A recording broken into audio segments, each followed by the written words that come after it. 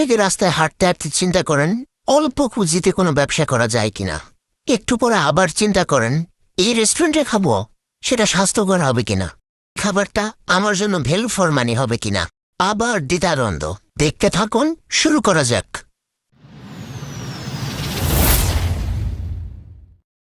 এখান থেকে যখন আমি বার্গার খাই তখন কিছু বিষয় আমার মাথায় আসে।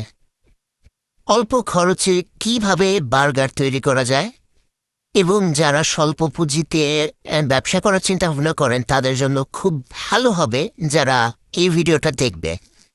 কারণ এই প্রসেসটা এমনভাবে করা আমার কাছে মনে হয়েছে খুব অল্প খরচে তারা বার্গার তৈরি করছে, এবং এই দোকানে এক একটা বার্গারের প্রাইস ৬০ থেকে ৭০ টাকা।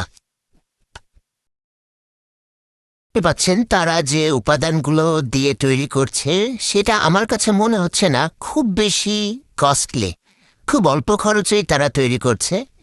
আর একটা বিষয় আমার কাছে এখানে ভালো লেগেছে, যারা একটু গ্রেভি টাইপের বার্গার পছন্দ করে, একটু মাংস বেশি, একটু মশলাদার, একটু ন্যাচারাল টাইপের যারা খেতে পছন্দ করে, আমার কাছে মনে হয় তাদের জন্য এটা খুবই ভালো হবে। কারণ এখানে সবজি ইউজ করা হয়েছে এবং মাংসের পরিমাণটা একটু বেশি রাখা হয়েছে, এবং এইখানে যে ব্রেডটা আমি দেখেছি বেশ ভালো মানের এবং স্বাস্থ্যসম্মত আমার কাছে মনে হয়েছে। সুতরাং যারা বাইরে থেকে একটু কম প্রাইসে ভালো খেতে চায় তাদের জন্য আমার কাছে মনে হয় খুব বেশ ভালো হবে।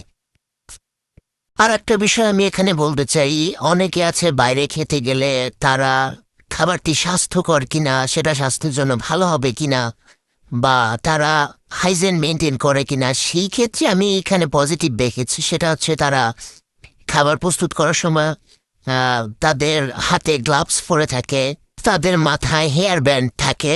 এই বিষয়গুলো আমার কাছে বেশ ভালো লেগেছে। তো বন্ধুরা, আপনারা দেখতে পাচ্ছেন কি পরিমাণে মাংস দেওয়া হচ্ছে বার্গারের মধ্যে, এবং একসাথে অনেকগুলা বার্গার এই ভাইটি প্রস্তুত করছে। এখন সময় হয়ে গিয়েছে এই বার্গারটি পরবর্তী ধাপে নেওয়ার জন্য। তো বার্গারগুলো এখন ফাইনালে প্রস্তুত করা হচ্ছে, প্রেসার মেশিনে দেওয়া হচ্ছে এটা ডেলিভারির জন্য।